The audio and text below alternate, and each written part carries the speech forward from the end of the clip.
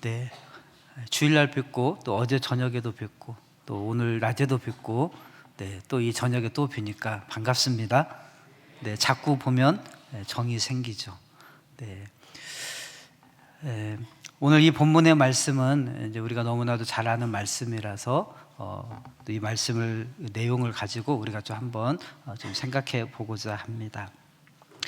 어제 저녁에 우리는 각 부서나 또 소그룹 모임에서 준비한 율동과 또 찬양 등을 발표하는 것을 보면서 예수님의 오심을 기뻐하며 성탄 전야를 보냈습니다. 올해는 특별히 성탄 야시장을 함께 하면서 그 어느 때보다도 더욱 풍성하게 보낸 것 같습니다. 여러분 가운데서도 어제 함께 하셨던 분들은 즐거우셨죠? 네. 또 오늘 오전에는 우리 미갈 성가대 은혜로운 칸타타와 함께 성탄 감사 예배도 드렸는데요. 이렇게 매해 성탄절을 보낼 때마다 어렸을 때의 성탄절이 아련한 추억으로 떠오르기도 합니다. 지금은 사라져가고 없는 하얀 눈밭을 푹푹 빠지면서 각 가정을 돌며 새벽송을 불렀던 기억은 정말 그립기까지도 합니다. 그보다 더 앞서서 성탄절 한 달 전부터 도시의 거리에서 울려 퍼지는 캐롤송과 또 반짝반짝이는 크리스마스 트리는 연말의 분위기와 함께 미리부터 우리의 마음에 무언가 모를 그런 기대감을 심어주고 설레게 했었습니다. 그리고 성탄 전야는 정말 최고로 분위기가 업이 되는 그런 절정의 순간이었죠. 그런데 이렇게 성탄절을 보낼 때마다 기쁘고 또 설레고 감사한 감정을 느끼는 반면에 또 한 가지 떠오르는 감정이 있었습니다. 바로 성탄 축하 예배를 드린 시점 이후부터는 캐롤송을 부르면 뭔가 이상하고 크리스마스 트리를 봐도 왠지 철이 지나 어울리지 않고 빨리 치워야 되는 것 같은 그런 느낌을 받는 것이었습니다. 더군다나 성탄과 관련된 설교를 하면 더욱 이상한 느낌을 받는 것입니다. 우리가 성탄절에 메리 크리스마스 하면서 서로 인사를 하는데 이 인사조차 이 저녁에만 하더라도 느끼는 감정이 다르다는 것입니다. 저만 그렇게 느끼는 것인지는 모르겠는데요. 혹시 여러분은 그런 느낌을 안 들으셨나요? 왜 그럴까 생각해 보았습니다. 이것은 예수님의 탄생을 축하하는 것이 마치 한 개인의 생일을 축하하는 것과 같은 것으로 여기기 때문이라고 생각됩니다. 생일 축하에서 중요한 것은 무엇입니까? 생일 날짜입니까? 생일을 맞은 사람입니까? 얼핏 보기에는 한 사람의 존재를 중요시하는 것 같긴 하지만 사실은 그 날짜를 더 중요시하는 것입니다. 그러니까 가족이나 친구들이 생일을 잊어버리게 되면 서운함을 느끼거나 또 애인일 경우에는 싸움까지도 일어나는 것입니다. 그래서 생일이 지났는데 하루라도 뒤늦게 축하하는 것이 안 하는 것보다는 낫겠지만 분위기가 약간은 어색할 수밖에 없는 것과 마찬가지입니다. 여전히 사랑하는 가족이고 친구이고 애인이며 그가 바로 내 옆에 존재하고 있음을 알면서도 우리는 그 존재에 대해서는 크게 신경 안 쓰고 날짜를 지켰느냐 안 지켰느냐에 목숨을 걸고 있는 것이죠. 우리는 이렇게 성탄절도 한 날, 한 시점에 초점을 맞추고 살아갑니다. 그래서 그 시점을 벗어나서 그것과 관련된 언급을 하면 뭔가 모르게 이상하게 느껴지는 것이죠. 성탄 시즌이 아닐 때 성탄에 관한 찬송가를 부르면 뭔가 이상하잖아요. 그런데 성탄에서 정말 중요한 것은 무엇입니까? 12월 25일이라는 날짜입니까? 아니면 예수님이 바로 내 안에 찾아오셨다는 그 존재의 현실성입니까? 물론 이 정도 되면 제가 말씀드렸으니까 어느 정도 눈치를 채셔서 예수님이 더 중요합니다라고 대답하시겠지만 사실 대부분의 사람들이 예수님의 존재, 즉 임마누엘의 내용보다는 성탄절 날짜에 더 초점을 맞추고 있는 것이 현실입니다. 그래서 어쩌면 성탄절의 정확한 날짜를 주님이 모르게 하신 것일 수도 있을 것 같습니다. 여러분, 성탄의 소식이 여러분의 큰 기쁨의 좋은 소식이죠. 아닌가요? 네, 아닌가 봅니다. 네. 자, 근데 성경 분명히 이렇게 말합니다. 온 백성에게 미칠 큰 기쁨의 좋은 소식이다. 즉 다른 말로 말하면 복음이라고 합니다. 그러면 그것이 큰 기쁨의 좋은 소식이고 복음이라고 하면 단 하루 좋을 수만은 없다는 것입니다. 그 정도의 기쁜 소식은 이 세상에도 많기 때문입니다. 새로운 차를 사거나 새로운 집을 장만해도 또 새로운 사람과 결혼을 해서 가정을 꾸리면 그러한 기쁨조차도 하루 이틀, 아니 그 이상은 갈 것입니다. 왜냐하면 그것이 주는 혜택이 어느 정도 지속되면 그 감정도 그만큼 지속되기 때문입니다. 광복이나 휴전을 저는 겪어보지 않았지만요, 섬에서 살 때 그 당시를 사셨던 어르신들의 이야기를 들어보면 그 감정은 정말 오랫동안 지속이 되고 또 어떤 분들은 수십 년이 지난 지금도 그 감정이 사라지지 않고 있다고 말씀하신 것을 들었습니다. 이 정도, 광복도 이 정도의 소식인데 정말 성탄의 기쁨이 우리에게 지속이 되려면, 그래서 크리스마스 철이 지나도 상관없이 우리에게 기쁨이 되려면 우리는 그 성탄을, 그 사건을 한순간의 사건 또 한 시점으로만 취급해서는 안 될 것입니다. 즉 그 사건이 주는 혜택의 지속성을 경험하고 살아야 한다는 것입니다. 날짜가 중요한 것이 아니라 그것이 담고 있는 혜택의 지속성을 말하는 것입니다. 그것이 오늘 본문 말씀에 임마누엘에 담겨져 있습니다. 그 성탄의 진정한 의미는 임마누엘입니다.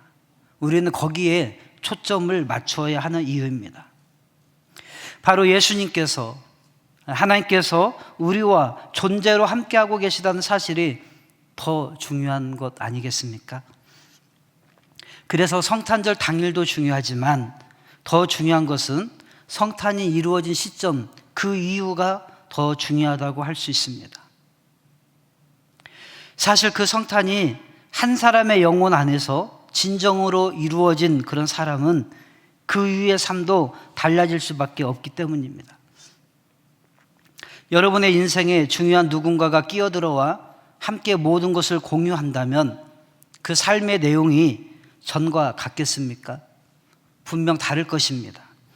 저도 결혼 전에 제 모습과 저희 집사람이 저의 삶에 들어온 후의 모습은 완전히 달라졌습니다. 마찬가지로 저희 부부만 살던 때와 다르게 저희 아들들이 하나씩 끼어 들어오면서 삶의 내용과 모습은 또 다른 변화를 경험할 수밖에 없었습니다. 이렇게 누군가가 우리의 삶에 들어와서 자리를 차지하면 분명히 달라지는 내용이 있을 수밖에 없는 것입니다. 만일 달라지지 않고도 산다면 그 사람은 어쩌면 자신밖에 알지 못하는 이기적인 사람인 것이죠. 누군가가 자신의 삶에 들어와서 자리를 차지하고 있는데도 불구하고 그 존재를 전혀 의식하지 않고 살아간다면 그것은 그 존재를 투명인간으로 취급하는 것 아니겠습니까? 우리는 살아가는 현장에서 그런 사람들을 가끔 보게 됩니다. 어떤 사람들입니까? 바로 중독자들입니다. 게임 중독에 빠져서 아이를 굶기거나 아예 굶겨 죽이는 철없는 젊은 부부가 뉴스에 나왔었습니다.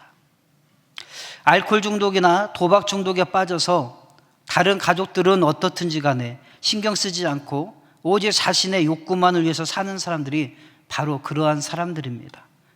분명히 자기의 인생에 누군가 들어왔음에도 불구하고 그 사람의 변화는 전혀 일어나지 않는 것이죠.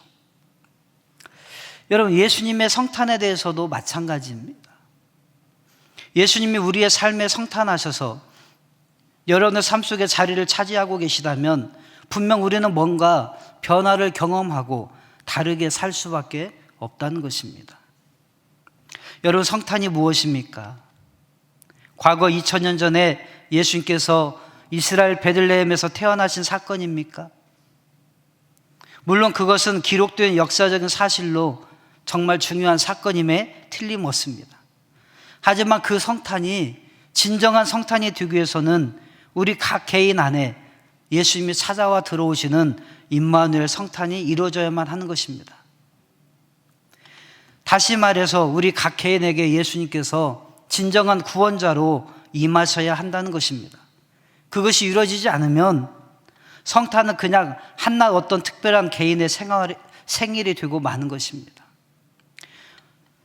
어쩌면 그것은 예수님이 태어난 곳을 알려주면 나도 가서 경배하겠다고 말했던 헤롯이나 유대 땅 베들레헴에서 예수님이 태어났을 것을 알고 있었던 당시의 대제사장들 또는 서기관들과 다를 바가 없는 것입니다. 그들도 예수님의 탄생이 특별한 사건임은 알았기 때문입니다. 그렇지만 그것이 그들에게 어떤 감격도 주지 못했고 그들의 인생의 방향을 바꾸게 하지도 못했던 것입니다. 그런데 예수님의 성탄이 한 개인에게 이루어져서 평생을 감격 속에 살게 하고 인생의 방향을 바꾼 사례가 있습니다. 즉 우리를 죄에서 구원하시고 우리를 용서하시는 그 하나님의 은혜를 경험한 사람이 그 사람의 인생이 어떠해야 하는지를 보여주는 사례가 있다는 말입니다. 그 사람이 바로 욥입니다. 욥은 죄로 말미암아 죽을 수밖에 없는 자신을 용서해 주시고 구원해 주시는 그 은혜에 감사하여 그것에 부합하는 삶을 살았다고 자신의 입술로 고백을 합니다. 성탄과 욥 시점으로 보면 우리는 욥이 구약시대 사람, 아브라함 당시의 사람인데 무슨 예수님의 은혜라고 생각하실지 모르겠지만 그 삶의 내용을 잠깐 설명드리도록 하겠습니다. 요즘 우리가 새벽에 욥기를 살펴보고 있는데요, 지난 주일 새벽 욥기 31장의 본문을 맡아서 설교를 준비하는 기간 가운데 욥에게서 발견한 모습이 있었습니다. 욥기 31장은 친구들과 또 엘리와의 오랜 논쟁 끝에 마지막 욥이 최후의 진술을 하는 부분인데요, 마치 재판정에서의 최후 변론과 같았습니다. 그가 주장하는 내용은 다른 것이 아니라 자신의 무지와 결백이었습니다. 물론 아무 흠도 티도 없는 그런 무지와 결백을 말한 것이 아닙니다. 욥 스스로도 자신이 완전하지 못한 존재라고 말하고 있습니다. 그럼에도 불구하고 거기에서 자신의 무지와 결백을 주장했던 이유는 자기가 당하고 있는 그런 고난을 가져올 만한 그런 하나님의 진노를 살 만한 죄는 짓지 않았다는 의미에서의 무지와 결백을 말하는 것입니다. 예를 들면 우리가 무단 횡단을 하거나 신호 위반을 하거나 길거리에 껌이나 담배꽁초를 버리는 모습은 다 좋지 않은 모습인 것을 압니다. 그러나 그것조차도 완벽하게 지키는 사람은 사실 드뭅니다. 아니, 거의 없다고 보아도 될 것입니다. 여러분 가운데 껌 한 번 안 뱉어보신 분 계신가요? 신호 위반 한 번도 안 해보신 분 계신가요? 무단 횡단을 한 번도 안 해보신 분 계신가요? 그러나 그러한 면에서 우리는 완전 무결하지 않습니다. 하지만 적어도 그러한 것들이 주의 형벌로서 감옥에 갈 만한 죄들은 아니라는 것입니다. 주의 형벌로서 감옥에 갈 만한 죄들은 따로 있습니다. 욥이 바로 그랬습니다. 자신의 무지와 결백을 주장하면서 증거하고 있는 그런 삶의 내용이 그 한 장 전체를 차지하는데요, 다 찾아서 볼 수는 없고요, 간단하게 말씀드리면 이렇습니다. 욥은 1절에서 이렇게 이야기합니다. 자신의 눈과 약속을 했는데 아리따운 젊은 여인에게 주목하지 않았다라고 말합니다. 즉 자신의 아내를 놔두고 음욕을 품는 상태로 다른 여자를 바라보지 않았다는 것입니다. 이것은 적극적인 면에서의 성적인 정결을 의미하는 것입니다. 단순히 젊은 여인의 아름다움을 보는 것은 죄가 아니지만 음란한 마음을 가지고 보게 된다면 그 여인과 동침하는 상상에 빠지게 되고 그 욕망이 커져서 결국에는 상황에 맞아떨어지게 되면 간음이나 다른 성적인 죄로 이어질 수 있다라고 한 것입니다. 그러기에 욥이 말한 의미는 자신의 마음의 욕망, 감정 등을 잘 다스리면서 깨끗한 마음과 양심을 지켰다는 것입니다. 5절에서부터는 자기가 비즈니스와 관련되어서 허위나 속임수 또 공평하지 못한 저울을 사용하지 않았다라고 말합니다. 즉 일부러 남을 속여서 이득을 취하려고 하지 않았다는 것입니다. 공평한 저울을 사용해서 거래를 했다는 것이죠. 요즘으로 하면 참 신실하고 정직한 크리스찬 사업가였다라고 하는 의미입니다. 7절부터는 자기의 재테크에 대해서 이야기합니다. 자신은 정직하고 바른 길을 따라서 일을 하면서 재물을 모았다는 것입니다. 결코 남의 것을 탐하거나 남이 심은 것을 뺏어가지 않았다는 것입니다. 9절부터 또 자기의 성적인 결백을 말하는데요, 이번에는 이웃의 여인의 유혹에 미혹되지 않았다는 것을 강조합니다. 아마 욥이 돈도 많고 또 유력한 사람이었기 때문에 그를 유혹하는 여자들이 있었을 것인데 욥이 그 유혹에 넘어가지 않았다는 것입니다. 오늘날 남자들이 돈 많고 유력하면 가장 첫 번째 하는 일이 무엇입니까? 바로 자신의 순결을 잃어가는 거 아닙니까? 그런데 욥은 방어적인 면에서도 자신의 성적인 순결을 지켰다고 하는 것입니다. 그런가 하면 13절부터는 자기가 종들을 대하는 태도, 즉 아랫사람들을 대하는 태도에 대해서도 언급을 합니다. 그들을 단순히 재산의 일부로 여기지 않고 인격적으로 그들을 대했다라고 하는 것입니다. 16절부터는 가난하고 소유된 자들을 잘 돌봐주었다라고 말합니다.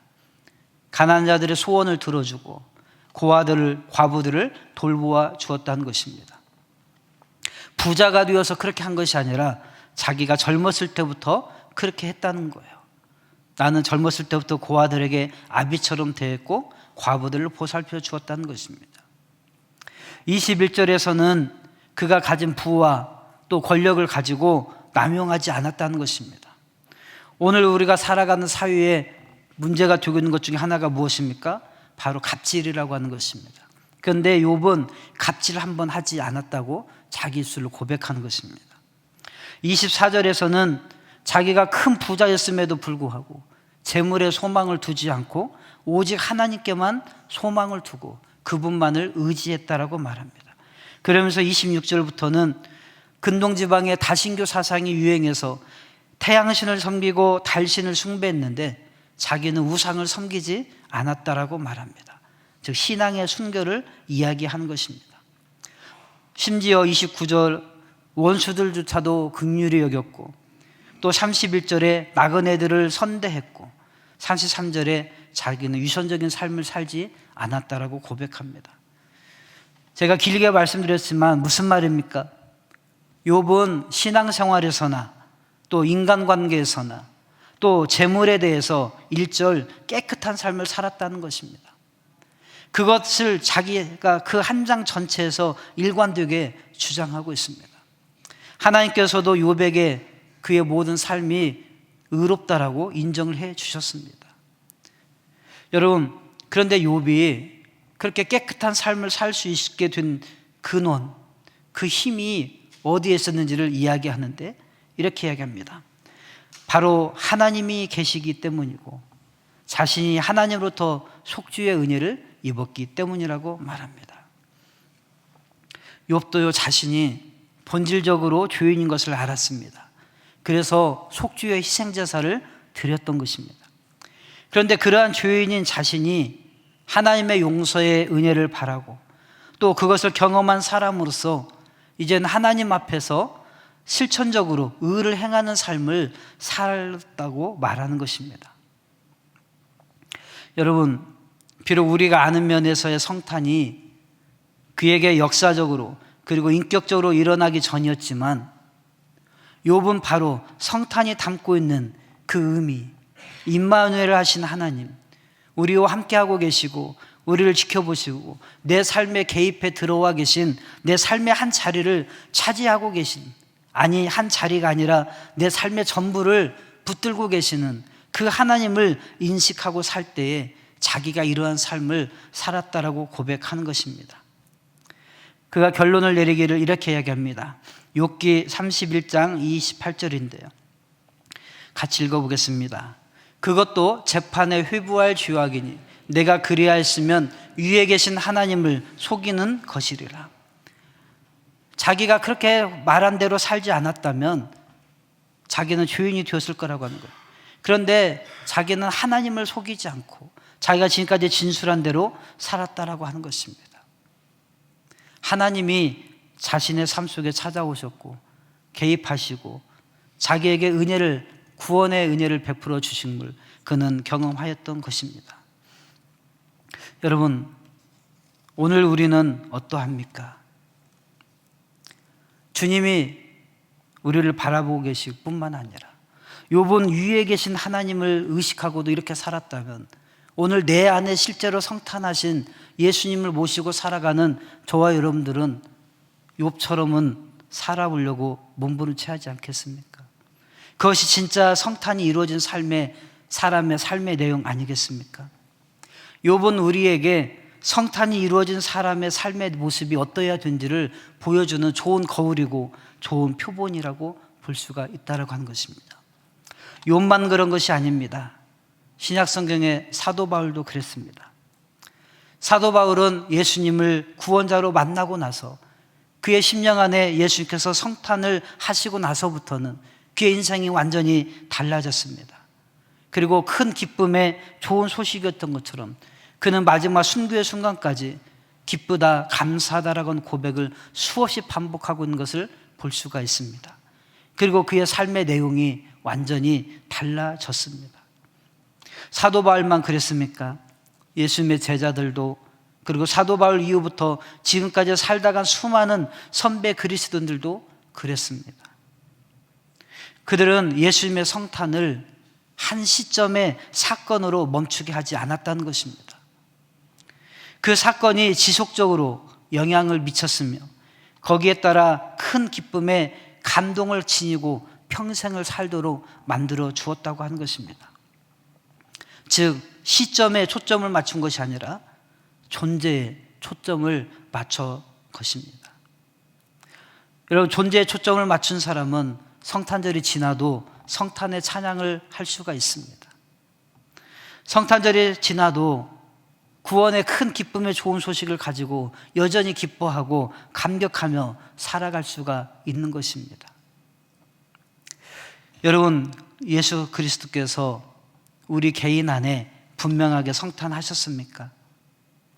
그러면 그 성탄한 그 시점부터 그 후가 더 중요합니다. 여러분 개개인 안에 예수님께서 존재적으로 찾아오셨다면 그 시점 이후로 나는 어떻게 살아가고 있는가 하는 것입니다. 그분이 구원자로 오셨고 실제로 우리를 죄에서 구원하신 예수 그리스도께서 여러분 안에 성탄하셔서 임마누엘로 존재하고 계심을 의식하고 그것에 부합하는 삶을 살고 계시는가 하는 것입니다. 오늘날을 사는 우리에게 이것은 한번 생각해 볼 필요가 있는 주제라고 생각합니다. 자신을 교회에 다니기 때문에 그리스도인이라고 여기는 많은 사람들이 실제 삶에서는 구원의 감격을 느끼지도 못하고 더군다나 그 구원의 기쁜 소식의 은혜에 걸맞게 살지도 못하는 것을 우리는 너무나도 당연시 여기는 시대를 살아가고 있습니다.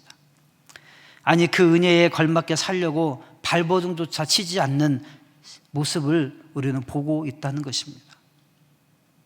대부분의 그리스도인들이라고 하는 사람들이 나는 예수 그리스도를 구원자로 마음에 한번 모셔드렸기 때문에 구원을 받았음이 분명하고 이제는 그 구원받은 사실도 과거의 한 시점으로 한 사건으로 남겨버리고 그 후에는 그저 되는 대로 살아가고 있다는 것입니다. 사실 그렇기 때문에 어쩌면 구원의 감격을 쉽게 놓쳐버리는지도 모릅니다. 그러면서 삶의 내용도 하나님을 경외함으로 살지 않고 자신의 욕심만을 채우며 마치 중독자들처럼 이기적으로 자신만을 위해서 살아가고 있지는 않는가 하는 것입니다. 여러분, 처음 예수님을 우리의 마음속에 모셔드리는 우리 안의 성탄도 중요하지만 계속 그분 안에 머물러 사는 임마누엘의 삶이 더 중요하다라고 하는 것입니다. 물론 우리의 의가 하나님 앞에 우리를 서게 해주는 것은 아닙니다. 그러나 하나님의 구원의 은혜가 내게 실제가 되기 위해서는 그 은혜가 은혜되도록 하는 삶, 즉 거룩한 삶이 필요하고 또 그것이 당연히 드러날 수밖에 없다는 것입니다. 우리가 살아가는 삶의 모든 분야에서 우리는 어떤 모습으로 살아갑니까? 남녀 문제에서, 재정적인 문제에서, 사람들과의 관계에서, 특별히 아랫사람과의 관계 등등에서 욥처럼 우리는 구속받은 사람으로서 그 삶이 나타나고 있는가 하는 것입니다. 여러분, 하나님의 의로우심이 드러나도록 살아가는 저 여러분들 되기를 축복합니다. 과거의 한 시점에 구원받았다고 치고 살아간 삶이 아니라 그 구원의 삶이 오늘도 지속되어지는 그러한 삶이 저 여러분들에게 있어지게 되기를 간절히 바랍니다. 예수님은 과거의 한 시점에 태어나신 분이 아닙니다. 그분은 영원한 현재이신 하나님이십니다. 그렇다면 성탄도 과거의 한 시점이 아니라 영원한 현재여야 되는 것입니다. 저희 여러분의 삶 속에 주님의 성탄은 지금도 현재입니까?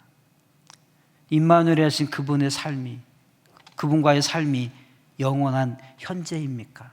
그것이 여러분의 가정에서, 직장에서, 사회에서 살아가는 삶의 변화를 가져오고 있습니까? 그냥 구원받은 것은 예수님 영접해서 구원받은 것이고 삶은 여전히 변화되지 않는 모습으로 그대로 있지는 않는가 하는 것입니다. 우리가 성탄절을 보내면서 단순히 예수님의 생일을 기억하며 축하하는 그런 의미의 성탄이 아니라 정말로 성탄 그 후의 삶이 우리에게 있어지게 되기를 간절히 축복합니다.